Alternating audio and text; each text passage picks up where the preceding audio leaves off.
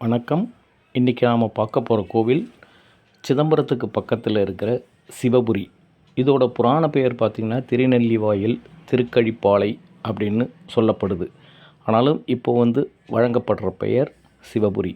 இந்த கிராமத்தில் இருக்கிறது பால்வண்ணநாதர் ஆலயம்.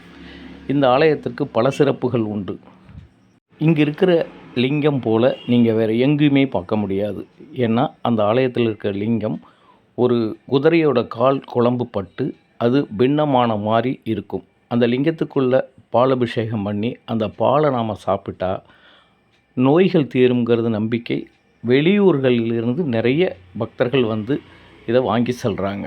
ஆனால் பாருங்களேன், இந்த கோவில் பால்வண்ணநாதர் தான் மூலவர். ஆனாலும் இந்த கோவிலை பைரவர் கோவில் அப்படின்னு தான் சொல்லுவாங்க.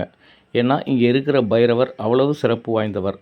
காசிக்கு நிகரான பைரவர் இவர். காசியில் பைரவரை செய்த அதே சிற்பி தான் இந்த பைரவரையும் செதுக்கியிருக்காரு. இதை ஒரு வீடியோவில் நானே சொல்லியிருக்கேன். தேய்பிறை அஷ்டமி, வளர்பிறை அஷ்டமி போன்ற நாட்களில் இந்த கோவிலில் கூட்டம் அவ்வளவு இருக்கும். காரணம் எல்லாம் இந்த பைரவர் தான். இந்த கோயிலுடைய பேர் திருக்கழிப்பாளைன்னு பேர். சுவாமியுடைய பேர் பால்வண்ணநாதர். அம்பாள் பேர் வேதநாயகி. கீழே இருக்கிறது தான் லிங்கம். ஸோ இந்த லிங்கமானது வெண்ணையால் செய்யப்பட்ட லிங்கம். கபிலருங்க ரிஷியானவர் வெண்ணையால் லிங்கம் செஞ்சு நதிக்கரில் வச்சு பூஜிக்கிறார். முனிவர் நிஷ்டையில் இருக்கும் பொழுது சடகன்ற ராஜா குதிரையை வலம் விடும் பொழுது குதிரையோட கால் குழம்பு பட்டு பின்னமான லிங்கம். முனிவர் கண் விழிச்சு பார்க்கிறார், லிங்கம் பின்னமாயிட்டுது. மறுபடியும் லிங்கம் செஞ்சு பூஜிக்கலாம் நினைக்கும் போது தான் பார்வதி பரமசிவனும் நேரடியாக காட்சி கொடுத்து உன் அருகில் நான் இருக்கேன், ஐதீக முறைப்படி இப்படி இருக்கான்னு சொல்லிட்டான். இந்த லிங்கத்துக்குள்ள அபிஷேகம் பண்ணால் 2.5 லிட்டர் பால் உள்ளே இறங்கும்.